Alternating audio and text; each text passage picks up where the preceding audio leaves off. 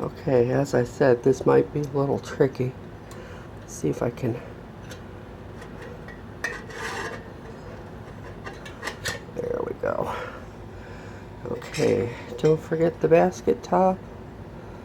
Get it on there tight. And you're probably going to get a few grounds. It won't hurt you. You know. And there's your top. And just move it around to you. There we go. This top is a little bit loose. The top is a little bit loose. And the reason for that is because the glass will expand as it cooks. So it's going to be a little bit rattly, but that's only to start out with. Okay, I'm going to get it cooking. And it'll take about 4 minutes to start boiling. And I'll show you what happens when that happens. There. So I have just started. And it is 6:26 in the morning. Perfect time for coffee. And as soon as it starts perking, I'll get a close-up and show you what it looks like.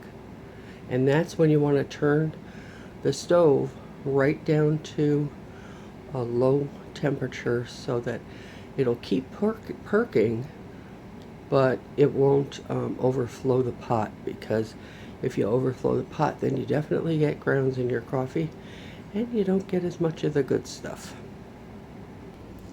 While we're waiting for the coffee, I'll just show you a picture of my garbage garden. This is bok choy. This is some poor sickly romaine, and that's green onions, obviously.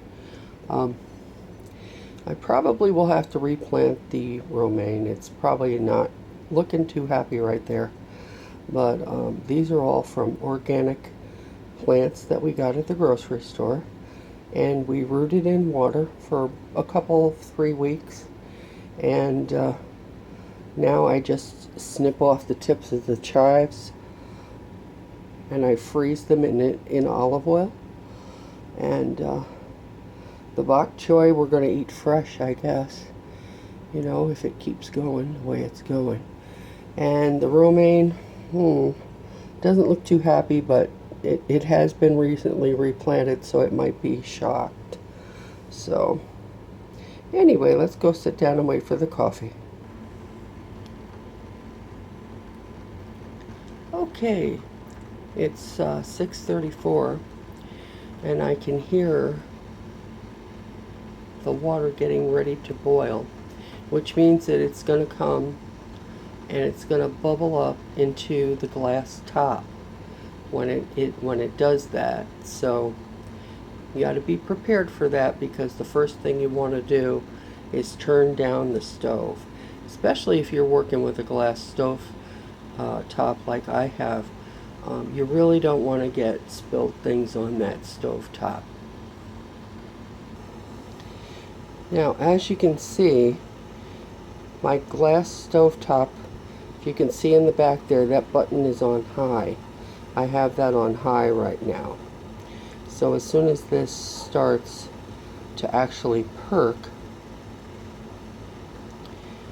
I will be turning it down to very low. I might even take it off the burner for a moment.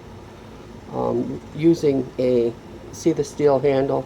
That's going to be hot. I'll use a pot holder if I need to take it off. If I feel it's boiling too hard, I will use a pot holder and take it right off the burner, just for a few, maybe half a minute, until the burner calms down, and then I can put it back on to finish perking.